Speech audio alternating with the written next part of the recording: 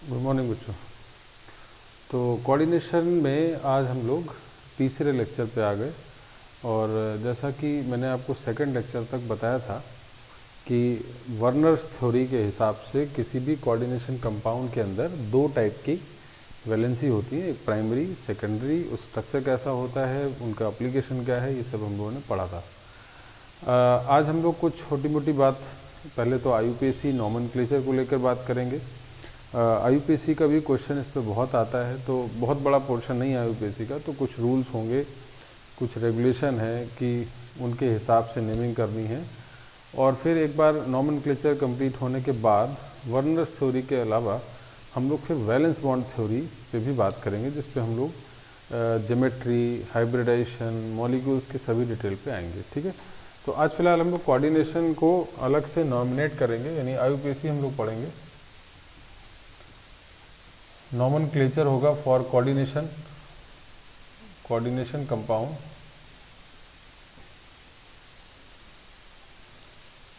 तो क्या क्या पॉइंट्स हमें याद रखने होंगे उसको लेकर मैं एक जनरल बात बताऊंगा, फिर एप्लीकेशन ही कराऊंगा। तो जैसे सबसे पहली बात, किसी भी कॉम्प्लेक्स के अंदर पहले कैटायन और फिर बाद में एनायन को लिखा जाता है। मोस्ट ऑफ द केसेस हम लोग ऐसे ही करते हैं। सोडियम क्लोराइड तो पहले सोडियम फिर क्लोराइड, ठीक है ना।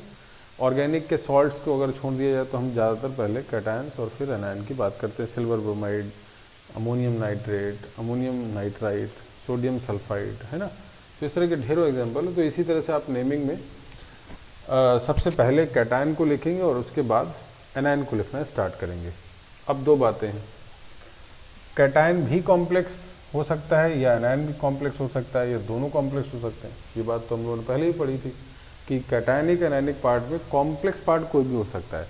तो एक्चुअल जो नेमिंग की बात हम लोग करने जा रहे हैं वो कॉम्प्लेक्स पार्ट की नेमिंग करनी है। बाकी तो आयन होता है, वो तो आप नाम जानते हैं, क्लोराइड हुआ, सोडियम हुआ, पोटेशियम हुआ, फेरिक हुआ, जो भी है। लेकिन हमारी एक्चुअल जो नेमिंग हम सीखेंगे वो किसकी सीखेंगे? कॉम्प्लेक्स पार्ट की। कॉम्प्लेक्स को कैसे नॉमिनेट किया जाए वो सीखना है। तो फिलहाल कैटायन एनायन में दोनों में से कोई भी कॉम्प्लेक्स हो सकता है, वो आप लिखेंगे, है ना। अब हम नेमिंग ऑफ कॉम्प्लेक्स की अगर हम दूसरी बात करें कि नेमिंग ऑफ कॉम्प्लेक्स पार्ट, तो कॉम्प्लेक्स पार्ट का कैसे नाम लिखना है उसको लेकर भी हम लोग पहले कुछ पॉइंट्स यहाँ पे डिसाइड कर लें। तो कॉम्प्लेक्स पार्ट में क्या होता है, सबसे पहले ये मैं दूसरे पॉइंट पे आ गया और दूसरे के फर्स्ट पॉइंट को ले लें। तो कॉम्प्लेक्स के अंदर क्या क्या है, लीगेंड है और साथ साथ मेटल आयन है। तो हम सबसे पहले लीगेंड को लिखेंगे एंड देन मेटल आयन को लिखेंगे, ये पहला रूल है ना।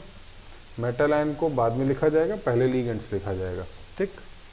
दूसरा point, ligand, number of ligands होंगे, है ना। तो जितने लीगेंड्स होंगे उसके लिए डाई, ट्राई, टेट्रा, पेंटा, हेक्सा, यानी 6 से ज़्यादा तो नहीं होंगे। तो इस तरह के टर्म आप यूज़ कर लेंगे for the number of ligands. जितने लीगेंड्स होंगे उसके लिए नंबर आप यूज़ कर लेंगे। साथ ही साथ जो लीगेंड आप लिखते हैं उसमें मैंने 3 बातें बताई थी, एनायनिक भी हो सकता है, कैटायनिक भी हो सकता है और न्यूट्रल भी होगा। तो इन तीनों की नेमिंग को लेकर मैंने पहले भी बात आपको बता दी है। एनायन के लिए ई हटाकर ओ लिखेंगे, कैटायन के लिए आप EM लगाएंगे और इसको एज इट नो चेंज रहेगा। और इस नो चेंज में वाटर और अमोनिया को मैं एक बार फिर लिख देता हूँ। वाटर को आप एक्वा लिखेंगे और अमोनिया को आप AMMIN लिखेंगे, ठीक। तो दो चीज़ें यहाँ लिखनी होती हैं। तो इस तरह से आप इसको रिलेट करते जा रहे हैं। मैं छोटे छोटे करके पॉइंट्स बता रहा हूँ। मैंने क्या बोला, मेटल आयन पहले लिखना है फिर लीगेंड लिखना है। अब लीगेंड पे आप आ जाइए। लीगेंड को पर्टिकुलर अगर समझना है तो लीगेंड पे बात करते हैं। लीगेंड पे बात करने पर अगर हम देखें तो लीगेंड हमने लिखा यहाँ पे, फिर मेटल आयन लिखा, और लीगेंड को लिख रहे हैं तो लीगेंड 1 से लेकर 6 तक बहुत सारे हो सकते हैं कोऑर्डिनेशन नंबर के बेसिस पे। तो अब हम उसको कैसे लिखेंगे, डाई, ट्राई, टेट्रा, मोनो, है ना, टेट्रा, पेंटा, हेक्सा, इस तरह से लिख देंगे। और जो लीगेंड आप लिख रहे हैं उसमें भी कैटायन एनायन के बेसिस पे भी नेमिंग को ध्यान रखिएगा। अगर एनायनिक है तो E से O, कैटायनिक है तो EM, और न्यूट्रल है तो कोई चेंज नहीं। और वाटर और अमोनिया को कैसे लिखा जाता है ये भी बता दिया मैंने। इसके अलावा एक तीसरा पार्ट, अल्फ़ाबेटिक ऑर्डर को आप यहाँ पे यूज़ करेंगे लिखते समय। अल्फ़ाबेटिक ऑर्डर आपको लिखना है। जैसे जैसे IUPAC में होता है कि मान लीजिए 2 डिफरेंट लिगेंड आ जाएं, तो उस केस में आपको ये चेक करना होगा कि पहले कौन लिखा जाए, बाद में कौन लिखा जाए। जस्ट लाइक क्लोराइड और ब्रोमाइड दोनों हैं, तो आपको क्लोराइड ब्रोमाइड में पहले ब्रोमाइड लिखना होगा, बाद में क्लोराइड लिखना होगा। तो ये अल्फ़ाबेटिक ऑर्डर है, इसमें कोई खास बात नहीं, ये पहले भी आप ऑर्गेनिक के अंदर भी लिखते आ रहे वही लिखेंगे, ठीक है ना। इसके अलावा एक और पॉइंट लिगेंड को लेकर है, बोला जाता है if ligand already named as di tri penta, इस तरह से देखा, जैसे एथिलीन डाईएमीन ट्राईएमीन, और उनको अगर आप डाइमर की तरह लिखना चाहते हैं तो उसके लिए आप इसको बिस या ट्रिस का यूज़ करेंगे। मतलब अगर मुझे एथिलीन डाईएमीन को होल ट्वाइस किया, हमने होल थ्राइस किया, तो एथिलीन डाईएमीन ऑलरेडी पहले से अंदर रहता डाई, तो ऐसे केस में अगर आप ट्राइमर लिख रहे हैं तो हम ट्रिस ब्रैकेट में एथिलीन डाईएमीन ऐसे लिखेंगे। तो ये एक पॉइंट भी बताया गया कि if the ligand has already named as bi di tri, then we can written as bis tris. ये चीज़ यहाँ पे और इम्पॉर्टेंट है। तो ये चारों पॉइंट्स मैंने यहाँ पे लिखे, छोटे छोटे पॉइंट्स हैं और इनको बहुत अच्छे से समझिएगा। जहाँ कुछ नया पॉइंट्स आएगा उस पर हम फिर बात करेंगे। तो क्या है कि पहले तो मैं एक एक करके लिगेंड पे बात करूँ। लिगेंड पहले लिखना है, फिर ट्राई टेट्रा पेंटा इस तरह से लिखना है, इस तरह से आयंस के टर्म में लिखना है, अल्फ़ाबेटिक ऑर्डर फॉलो करना है। लिगेंड अगर ऑलरेडी नेम्ड है तो आपको फिर बिस्ट्रिस लिखना है। तो ये सभी डिटेल्स आपको एक साथ यहाँ पे ध्यान देनी। अब मैं बात यहाँ से हटकर मेटल आयन पे आ जाता हूँ। मेटल आयन पे भी लिखना है, तो अब मेटल आयन को लिखने के लिए 2 बातें।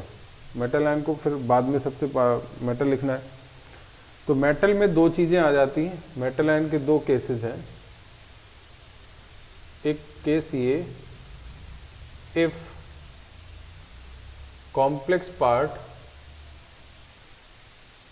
इज एनाइनिक, अगर कॉम्प्लेक्स पार्ट एनाइनिक है then metal written as metal, और प्लस में आप 8 लिखेंगे, ये 8 जोड़ेंगे। जैसे मैं निकल की बात करूं तो आप निकलेट लिखेंगे, है ना। अगर अर्जेंट सिल्वर की बात करूं तो अर्जेंटेट लिखेंगे, इस तरह से। या मैं अगर कॉपर की बात करूं तो कॉपरेट लिखेंगे। इस तरह से चीज़ें आपको लिखनी होंगी। लेकिन वो कब, जब कॉम्प्लेक्स आपका कैसा हो जाए, कॉम्प्लेक्स पार्ट जो जिस पे मेटल प्रेजेंट है, अगर वो कॉम्प्लेक्स पार्ट एनाइनिक है, तब आपको क्या करना है, उस मेटल को जब भी लिखेंगे तो उसमें 8 आप ऐड करते चलेंगे, ठीक। और दूसरा सेगमेंट ये है, if complex part is cationic और न्यूट्रल,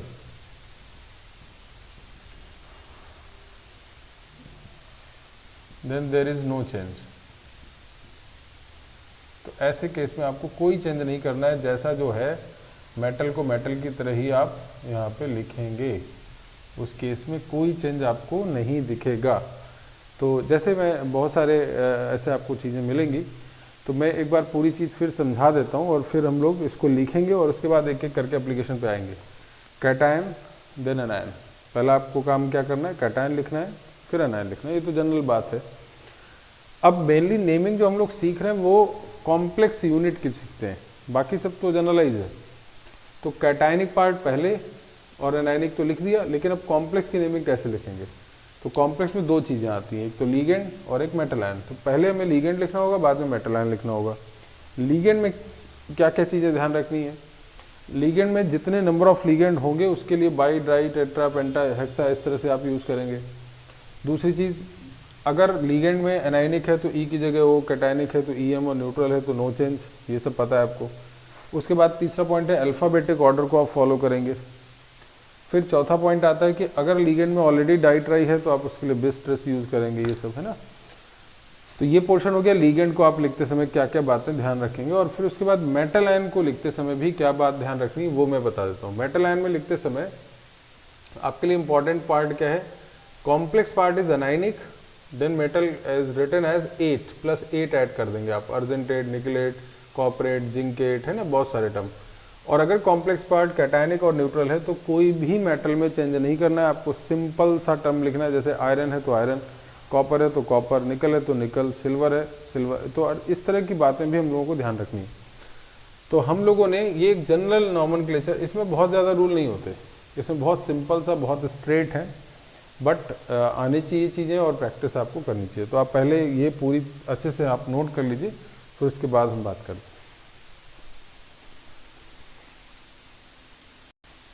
चलिए, तो इसको आप अच्छे से नोट कर लीजिए और क्या क्या चीज़ें इस पर ध्यान रखनी है, मैं एक दो एग्जांपल भी देता हूँ।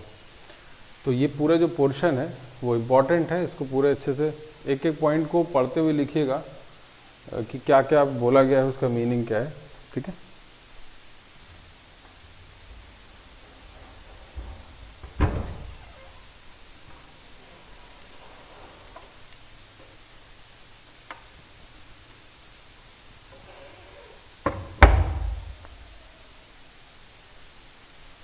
चलिए, तो मेरे ख्याल से आपने इसको नोट कर लिया होगा, तो इसको बहुत अच्छे से अभी जब शुरुआत में आप नाम लिखेंगे तो एक एक पॉइंट को याद रखिएगा, है ना।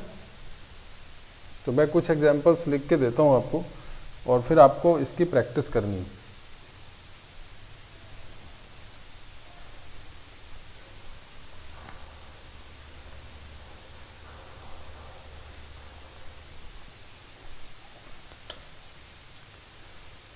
चलिए, तो मैं सबसे पहले एक नाम K4FeCN6 का लिख देता हूँ, ठीक है ना। इस पे इसका नाम कैसे लिखा जाएगा मैं एक एग्जांपल के तौर पे लिख रहा हूँ। तो सबसे पहली चीज़ तो ये डिसाइड हो जाए, ये कैटायन है और ये वाला पार्ट एनायन। तो K प्लस है और FeCN6 -4 है, तो ये एनायन है कॉम्प्लेक्स पार्ट और ये कैटायन। तो जैसा कि मैंने आपको बताया था कि पहले कैटायन ही लिखा जाता है, तो पोटेशियम इसको आपको लिख देना है, ठीक। तो यहाँ तो कोई प्रॉब्लम नहीं। अच्छा, नाम लिखते समय एक लास्ट में वर्ड और याद आता था, कोऑर्डिनेशन भी लिखना होता है। तो पोटेशियम और साथ साथ अब हम बात करें पोटेशियम के अलावा, पोटेशियम अब हमारा काम कैटायन का हो गया, अब हम इसकी नेमिंग कर रहे हैं और ये कैसा है, एनायन। तो मैंने बताया था कॉम्प्लेक्स पार्ट के अंदर सबसे पहले क्या लिखा जाता है, लीगेंड। तो ये कितने हैं, 6। तो पोटेशियम हेक्सा, ठीक। अब Cn- होता है, निगेटिव होता है, तो इसको आप क्या लिखेंगे, साइनाइडो। साइनो भी लिख सकते हैं, लेकिन हम साइनाइडो आपके लिए इफेक्टिव, मतलब जो लेटेस्ट बात है वो साइनाइडो ही लिखनी चाहिए। तो हेक्सा साइनाइडो। अब आपके पास लीगेंड सब सही। अच्छा, बाकी चीज़ें भी जैसे अल्फ़ाबेटिक ऑर्डर या बिस्ट्रेस, वो सब तो इसमें आए नहीं, क्योंकि अल्फ़ाबेटिक ऑर्डर तो तब आता है ना एक से ज़्यादा डिफरेंट लीगेंड हो, यहाँ तो एक ही जैसा है। बिस्ट्रेस का भी कोई लेना देना नहीं, बिकॉज साइनाइड है इसमें, तो डाइट्राई कहीं नहीं लिखा होता है। तो पोटेशियम हेक्सा साइनाइडो, यानी लीगेंड तक आप यहाँ तक पूरा कंप्लीट कर चुके। अब हम बात करने किस पे जा रहे हैं, आयरन पे, ठीक। अब मेटल आयन को लिखना है। मेटल आयन को मैंने बताया था कि अगर मेटल आयन का जो कॉम्प्लेक्स पार्ट है अगर वो एनाइनिक है तो आप मेटल में लास्ट में क्या लिखेंगे, 8। तो क्या यहाँ पे क्या लिख देंगे, फेरेट, ठीक है। और ये मेटल लिखने के बाद आपको फिर लास्ट में ऑक्सीडेशन स्टेट को रोमन वर्ड में लिखना होता है। यहाँ सेकंड ऑक्सीडेशन स्टेट है, तो इस तरह से आप इसको सेकंड ये कंप्लीट करें। तो ये नाम जो है ये इस तरह से पूरी तरह से कंप्लीट होता है। मैंने उस रूल में एक लास्ट पॉइंट रह गया था कि ऑक्सीडेशन नंबर जो मेटल आयन का होगा उसको आपको लास्ट में लिखना होगा, यानी मेटल के बाद ही लिखना होता है। तो ये इस तरह से आप पूरा नेम लिख सकते हैं। मैं एक और एग्जांपल इस तरह से लिखता जा रहा हूँ, AgNH3 का होल ट्वाइस NCl, ठीक। चलिए, अब उसी तरह से नाम लिखना है हम लोगों को। रूल को अप्लीकेशन बहुत इंपॉर्टेंट है, जो रूल्स लिखे गए हैं उनको आप किस तरह से अप्लाई कर रहे हैं, ये बहुत इंपॉर्टेंट पार्ट है। तो यहाँ पे अब हमें क्या करना है, पहले तो ये कैटायन हो गया, AgNH3 का whole twice N plus NCl-। तो पहले कैटायन लिखा जाए, कैटायन कैसा है, कॉम्प्लेक्स, और फिर बाद में एनायन पे आ जाएगा। तो अब इसमें कॉम्प्लेक्स में क्या पहले लिखेंगे हम लोग, एमीन। तो डाई एमीन, इस बात का ध्यान रखिएगा कि ए डबल एम लिखा जाए, है ना, डाई एमीन, और कोई लिगेंड है नहीं, तो डाई एमीन हो गया बस। अब तो मेटल आयन, तो क्या लिखना होगा, मैंने बताया था कि if the complex part is cationic और neutral then metal ion written as no change, no change करना है, सिल्वर लिखना है, सिल्वर, तो डाई एमीन सिल्वर, और ऑक्सीडेशन स्टेट कितना होगा, +1, ये नाम हो गया। उसके बाद ये क्या है, सिंपल सा क्लोराइड, इसमें आइडो मत लिख दीजिएगा, ये क्लोराइड है, सिंपल था, ये di amine silver first chloride, this is the name of Tollens reagent, जो सिल्वर AgNH3 का होल्ड वाइज Cl लिखते हैं आप, ठीक। चलिए इस तरह का एक और एग्जांपल लिखता हूं मैं, CuNH3 whole 4 and sulphate ion, ये लिख दिया मैंने, ऐसे इसका नाम लिखना है। चलिए तो लिखा जाए। फिर कैटायनिक पार्ट है ये एनायनिक है, कैटायनिक में ही कॉम्प्लेक्स है, तो क्या लिखना होगा, टेट्रा एमीन, टेट्रा एमीन, फिर copper, oxidation state second, comma sulphate, clear. तो इस तरह से आप आसानी से लिख सकते हैं। अब मैं एक एक करके ऐसे एग्जांपल देता हूँ जहाँ पे आप सभी चीज़ों को क्रॉस कर पाएँ। जैसे मान लीजिए मैंने अब लिखा FeNH3 का whole twice Cl4, sorry H2O का होल ट्वाइस और Cl2 और यहाँ Cl, ये बना दिया, समझिएगा ना, 2 2 4 2 6 इस तरह से आगे। अब हमारे पास ये पहला तो कैटायनिक है, बाद में इसको लिखेंगे, लेकिन अब इसमें 3 डिफरेंट लिगेंड आ गए, और तीनों डिफरेंट लिगेंड में अब हम सबसे पहले क्या चेक करेंगे, अल्फाबेटिक ऑर्डर। तो अमोनिया, यानी एक तो एमीन है, फिर एक है एक्वा, तो दोनों ए से स्टार्ट हो रहा है, तो अब किसको चेक करना है, क्यू और एम को। तो आप बहुत क्लियर रहिए, ABCD का टर्म जरूर पता रहे आपको। तो अब हम किस तरह से रिलेट करें, ठीक है ना, तो इसमें हम पहले एमीन लिख देंगे, फिर बाद में एक्वा आएगा, तो इस बात को ध्यान रखिएगा। तो हमने क्या लिखना है, सबसे पहले डाई एमीन, अच्छा क्लोरो तो बाद में आएगा ना, अच्छा ध्यान रखिएगा डाई ट्राई का कोई लेना देना नहीं होता, ए एमीन है ना, डाई एमीन, डाई एक्वा, फिर डाई क्लोराइडो, ये लिखा, तीनों चीजें लिख दी, di amine, di aqua, di chlorido. अब आपके पास आयरन है, आयरन की तरह ही लिखेंगे आप, और ऑक्सीडेशन स्टेट कितना हो गया, थर्ड, फिर ये कंप्लीट, और यहाँ पे क्लोराइड, ठीक। तो आप इसको पूरा कंप्लीट कर लीजिए। कुछ और एग्जांपल्स भी देता हूँ, पहले आप इसना कंप्लीट करिए।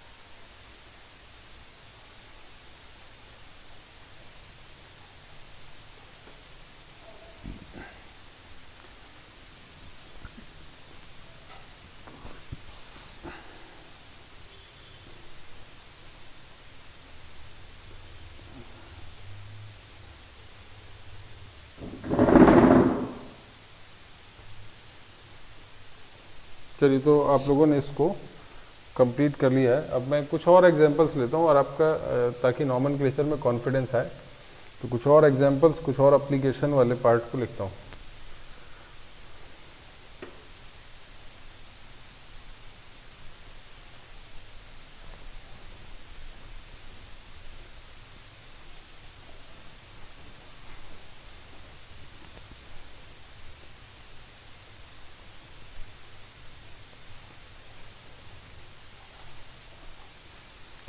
चलिए, जैसे मैं यहाँ पे लिख दूँ FeEn का होल ट्वाइस और Cl2 और यहाँ पे एक Cl, ठीक। इसका नाम कैसे लिखा जाए? तो ये कैटायन है और ये एनायन है।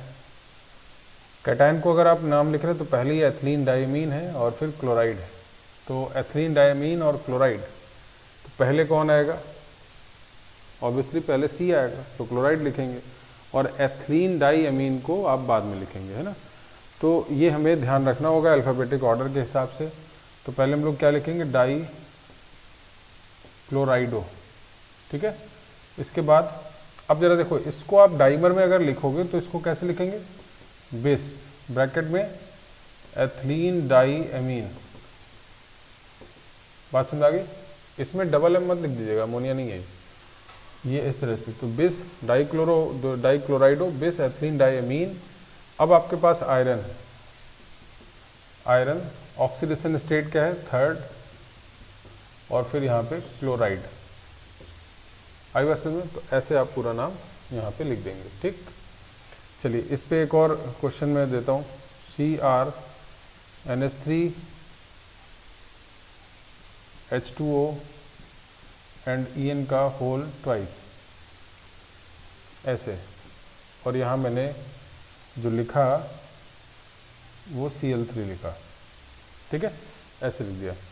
अगेन यहाँ पे एक अमोनिया है, वाटर है, En है ना। तो कोऑर्डिनेशन नंबर कितना है इसका? 2 4, तो यहाँ 2 6 6 कोऑर्डिनेशन नंबर भी है, ये भी ध्यान रखिएगा। चलिए, तो नाम लिखते समय हम लोग पहले, सबसे पहले अमोनिया और वाटर में पहले कौन जाएगा? एमीन, है ना। एक्वा बाद में आएगा, तो एमीन AMMIN, एक्वा, और फिर बेस एथिलीन डाईअमीन, ठीक है। और फिर क्या है? Chromium, oxidation state third and chloride. समझ गए? तो ये पूरा रूल वाइज। अच्छा, इसको मोनो एक्वा लिखने का मतलब मोनो का नहीं है, वो अगर आपने डाई ट्राई नहीं लिखा तो वो उसका मतलब मोनो ही है। तो amine, aqua and bis ethylene diamine, chromium third and chloride. इसी तरह से एक और हम बात कर लें यहाँ पे, K2ZnCN का होल 4, इसको कैसे लिखा है? अब ये कैटायन है, ये एनायन, तो आपके पास क्या आ गया? पहले पोटेशियम। अब ये क्या होगा? टेट्रा साइनाइडो, और फिर क्या होगा?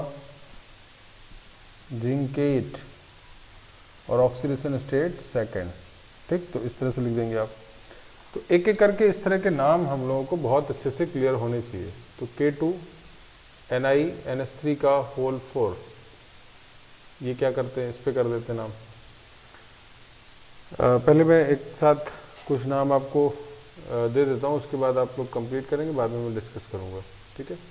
तो इसी तरह से K2NiNH3 का होल ट्वाइस एंड H2O का होल ट्वाइस, ये बन गया। इसी तरह से K2NiCl2 आ गया, और NH3 का और वाटर का एक एक मॉलिक्यूल है, और इस तरह से आप इसको रिलेट कर रहे हैं, ठीक है। तो ये चीज़ यहाँ पे आपको समझनी है, ठीक है।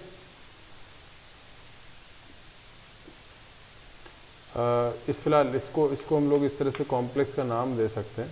तो यहाँ पे Ni+2 अगर आ गया तो हम लोग यहाँ पे -2, यहाँ पे अगर आप +2, चलिए मैं इसको अलग से लिखता हूँ, ठीक है। तो एक तो ये नाम लिख दीजिए K2NiEn का होल ट्वाइस। इसके अलावा K2NiDMg का होल ट्वाइस, ये लिख दीजिए K2HgI4 और NaBH4 LiAlH4 और साथ ही साथ NiCO होल 4, ये सब इस तरह से आप सभी कॉम्प्लेक्स बना रहे हैं, ठीक है ना। और साथ ही साथ Na3AgS2O3 का होल ट्वाइस, ये कॉम्प्लेक्स। तो ये सभी आप पहले इतने के नाम लिखिए, फिर मैं और आगे बात करता हूँ।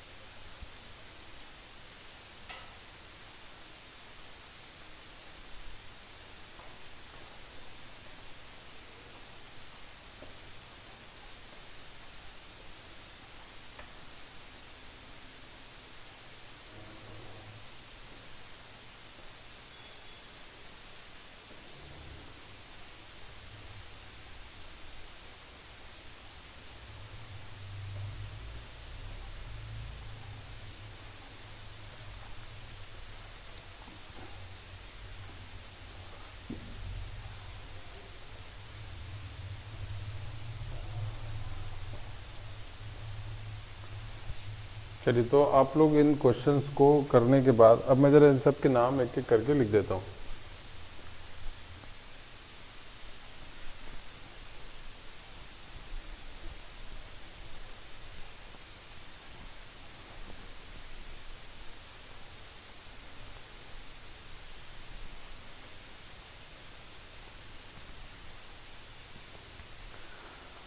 चलिए, तो जैसे आप पहले वाले का मैं नाम लिख रहा हूँ K2NH3 होल ट्वाइस, तो आपके पास सबसे पहले क्या लिखेंगे हम लोग, पोटेशियम, है ना। उसके बाद टेट्रा एमीन, ठीक है। अच्छा, चूंकि कॉम्प्लेक्स कैसा है, नेगेटिव वाला पार्ट है, एमीन है, तो आपको निकल जो लिखना है वो निकलेट लिखना है। निकलेट oxidation state is the second, ठीक है। तो आप इस तरह से पूरा नाम यहाँ पे लिख सकते हैं। इसी तरह से K2NH3 वाला क्या लिखेंगे हम लोग, पोटेशियम, उसी तरह से लिखें आप। और फिर आपके पास डाई एक्वा डाई एमीन, तो हम पहले डाई एमीन की बात करेंगे, फिर डाई एक्वा की बात करेंगे, और फिर निकलेट, फिर यहाँ पे ऑक्सीडेशन स्टेट सेकेंड, ठीक। फिर तीसरे वाले में क्या कर लिखना होगा हमें, पोटेशियम, ये तो सब में ऐसे ही शुरुआत में लिखना है। और फिर क्या करना है, एथिलीन डाइमीन, तो उसको लिखेंगे कैसे, बिस एथिलीन डाइमीन, है ना, बिस एथिलीन डाइमीन निकलेट और ऑक्सीडेशन स्टेट सेकेंड, ठीक। तो ये सब एक जैसे हैं। फिर पोटेशियम, अब हम DMG को होल ट्वाइस लिख रहे हैं, तो डाई मिथाइल ग्लाइऑक्सिमेटो, ध्यान रहे ग्लाइऑक्सिमेटो, तो इस पे हम लोग लिखेंगे क्या, तो इसमें भी बिस करके लिखेंगे, डाई मिथाइल ग्लाइऑक्सिमेटो, है ना, ब्रैकेट बंद, फिर यहाँ निकलेट और ऑक्सीडेशन स्टेट सेकेंड, ठीक। अब अगेन K2HgI4, जिसको आप नेस्लर रीजन भी बोलते हैं, तो इसका नाम क्या होगा, पोटेशियम टेट्रा आयोडाइडो, और फिर मर्क्यूरेट, ठीक है ना, मर्क्यूरेट ऑक्सीडेशन स्टेट सेकेंड, ऐसे लिख देना। नेक्स्ट में क्या लिखेंगे, सोडियम, अब यहाँ पे एज ए लीगेंड कौन होगा, हाइड्राइड, तो tetra hydrido borate and oxidation state third. इसी तरह से फिर क्या है, लिथियम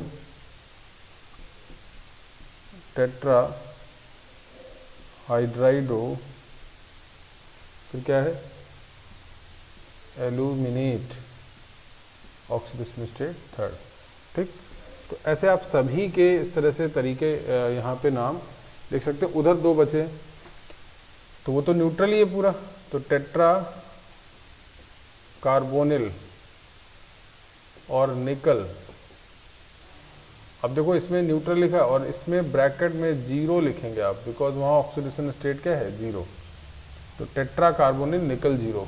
इसके बाद नीचे वाले में सोडियम, आगे क्या है डाई थायोसल्फेटो, इस बात को ध्यान रखिएगा। और फिर क्या है अर्जेंटेट, है ना, अर्जेंटेट ऑक्सीडेशन स्टेट फर्स्ट।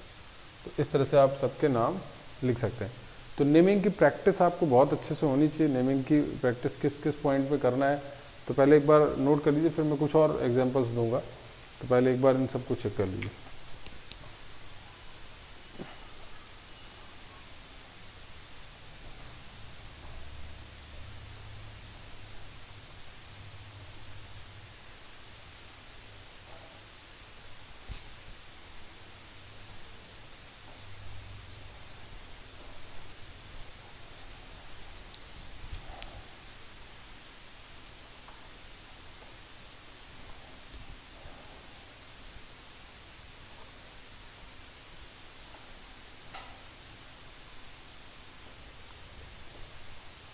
चलिए, तो इसको आपने चेक कर लिया होगा।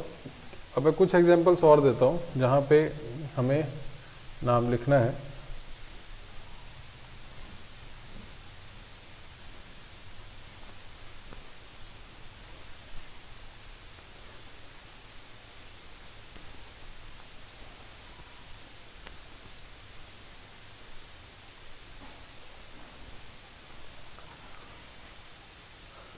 जैसे K3COOX या C2O4 होल ट्वाइस, है ना, होल थ्राइस सॉरी। तो ऐसे इसका नाम। इसी तरह से हम लोग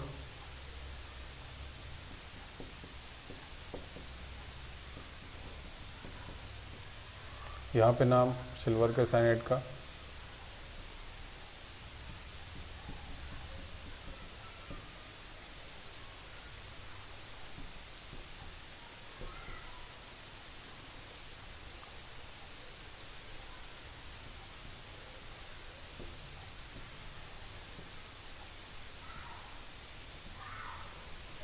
इसका नाम लिखना है आपको।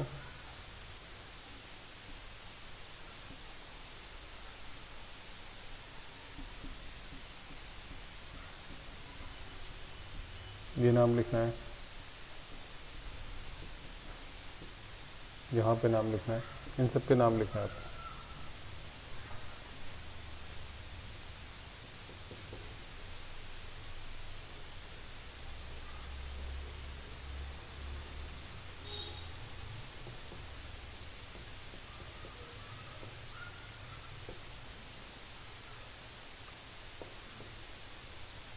इस पे नाम लिखना है आपको।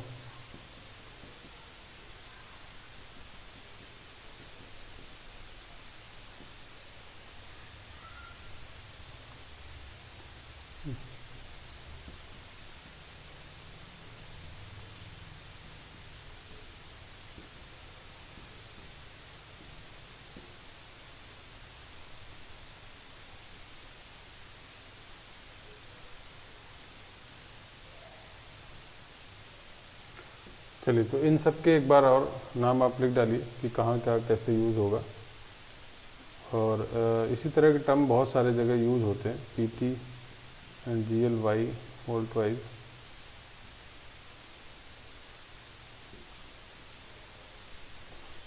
इन सब के नाम लिख डालिए।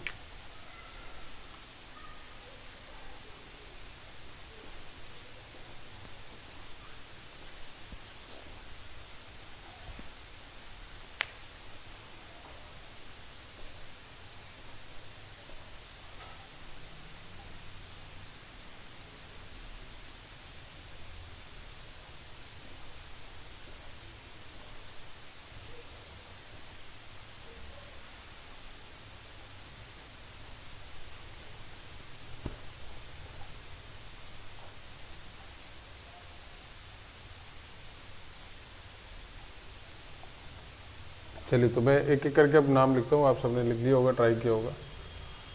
तो यहाँ पे सबसे पहले तो ऑक्सीडेशन नंबर +3 आ जाएगा, क्योंकि +3 और -6 तो अल्टीमेटली +3 आएगा। तो आप लिखेंगे कैसे, ट्राई पोटेशियम, तो यहाँ पे लिखेंगे ही पोटेशियम हो गया।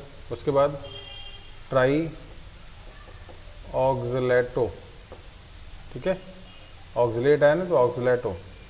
और कोबाल्टेट ऑक्सीडेशन स्टेट 3rd, इस तरह से लिखेंगे। फिर आप इस नंबर पे आ जाते हैं, यहाँ पे सिल्वर का ऑक्सीडेशन स्टेट +1 आएगा, है ना। तो दिस इज सोडियम और di cyanido argentate and oxidation state 1।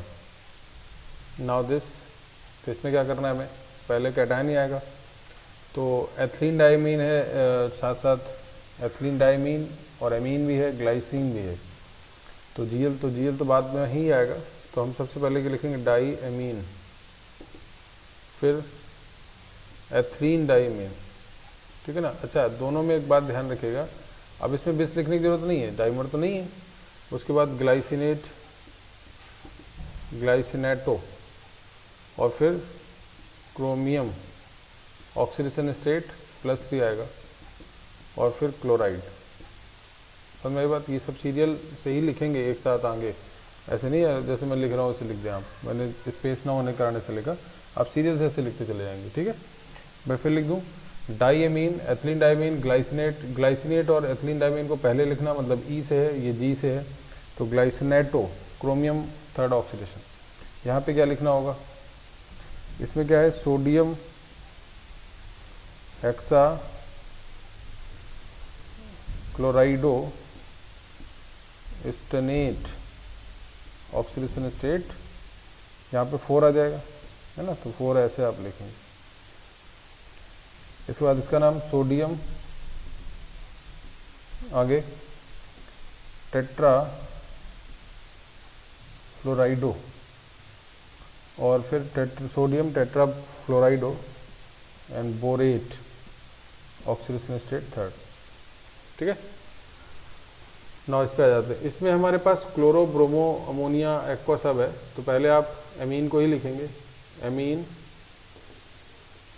Aqua, bromo, ब्रोमाइडो, ब्रोमाइडो, क्लोराइडो, निकल ऑक्सीडेशन स्टेट +4 आप लिख सकते हैं, और फिर सल्फेट, ठीक, ऐसे। यहाँ पे क्या करेंगे आप, ऑक्सीडेशन स्टेट तो +2 ही है, यहाँ पे लिखा है जो, तो आप सीधे लिखेंगे डाई एमीन, डाई क्लोराइडो और निकल ऑक्सीडेशन स्टेट 2nd। कैटायन है इसलिए निकल लिखा है। इसके बाद यहाँ भी ऑक्सीडेशन स्टेट +2 आएगा। तो टेट्रा एमीन डाई क्लोराइडो प्लेटिनम, है ना, क्योंकि न्यूट्रल है तो प्लेटिनम ऑक्सीडेशन स्टेट 2nd। इसके बाद यहाँ पे आते हैं, ये क्या हुआ, पोटेशियम, और ऑक्सीडेशन स्टेट यहाँ पे -2 +4 आ जाएगा। फिर डाई, ग्लाइसिनेट पे तो डाई लिखने की जरूरत नहीं है, हाँ, तो डाई ग्लाइसिनेटो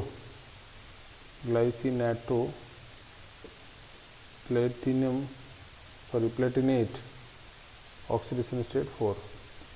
तो कुल मिला के इस तरह से आप पूरी प्रैक्टिस करेंगे। ऐसे बहुत सारे नाम हैं, तो मैंने केवल रूल बताए हैं, और आज के लेक्चर में केवल आपको प्रैक्टिस ज़्यादा करना है। रूल्स तो बहुत छोटे से पार्ट हैं।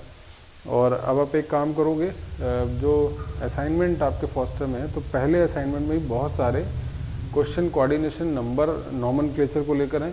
फिर उसके बाद वर्नर्स थ्योरी पे हैं, बेसिक चीज़ों में जो मैंने पिछले क्लास में पढ़ाए थे वो सब आपको ट्राई कर लेना है। तो बेसिक नॉमेनक्लेचर की प्रैक्टिस कर लेनी है, जो वर्नर्स थ्योरी पे बेस्ड क्वेश्चन है उस पर बात कर लेनी है, कौन सा टेस्ट मिलेगा नहीं मिलेगा, तो ये सब आप कंप्लीट करके रखिएगा। और उसके बाद ही फिर हम लोग वैलेंस बॉन्ड थ्योरी पे बात करेंगे। तो आज के लिए फ़िलहाल हम लोग यहाँ पर रुक जाते हैं, और आप लोग पहले नॉमेनक्लेचर वगैरह के अच्छे से क्वेश्चन कर लीजिए, फिर हम लोग बाद में वैलेंस बॉन्ड थ्योरी पे बात करेंगे, ठीक है। तो आज के लिए फ़िलहाल यहीं पे बच्चों बाकी मिलते हैं नेक्स्ट क्लास में, तो हम लोग बीबीटी की बात करेंगे। Bye bye.